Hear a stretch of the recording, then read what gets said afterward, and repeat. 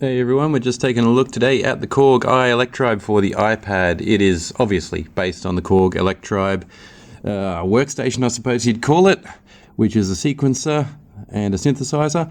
I'm going to play some rhythms, muck around with the controls, and then maybe have a little bit more of a talk about it afterwards.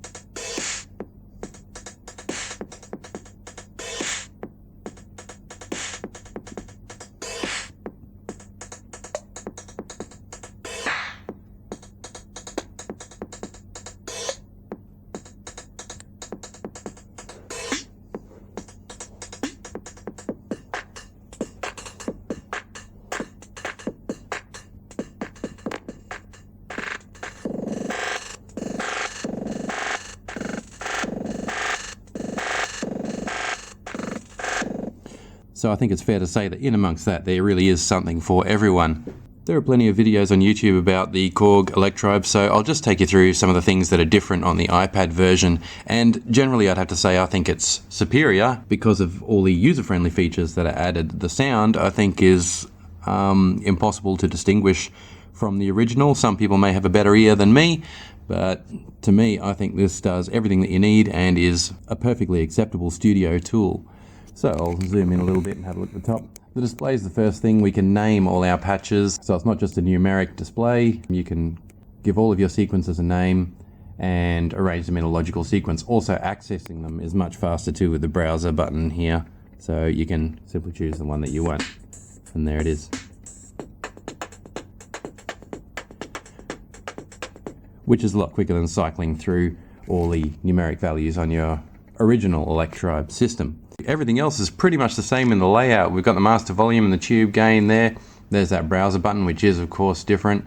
We can write patches. There are various utilities and the usual transport system there. This is where we arrange our series of bars and beats within bars to create an ongoing sequence. Effect send level, accent for individual ones, like this one in red, for example, is accented because it's the snare hit. Here's our main effect section in the center. Usual effects with two controllers to change the parameters. Imaginary valves at the top there. And your modulation section or oscillator section where you can change your pitch control, and you've got your waveforms there for both the modulation and the pitch form as well, and the speed, which can have all kinds of unexpected changes on your sound.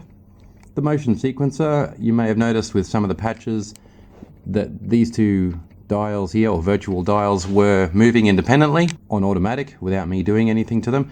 That's your motion sequence, which can be recorded in real time, and you can change that to a smooth portamento style journey through the values of the dials.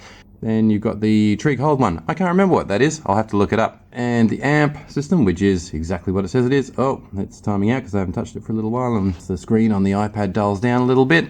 Down here we have where the action is, the actual sequencing section. Each of these buttons down here, virtual buttons I should say, represents a track on there. So if I select synth 1, for example, right there, or try synth 2 because we were on synth 1, it will show us which notes in our 16 beats in the bar are activated. This one instead. And when you get sort of more chromatic noises like that, it becomes very interesting up here.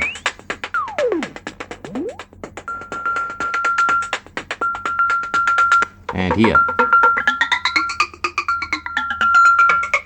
So that's how we do our sequencing. Each one's a track. There's our hi-hats, for example, closed hi-hats.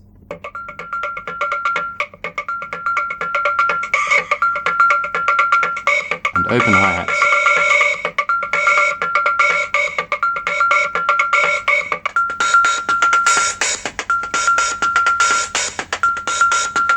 So I think you get the idea about how that works. And that is a quick overview of the Korg Electribe for iPad.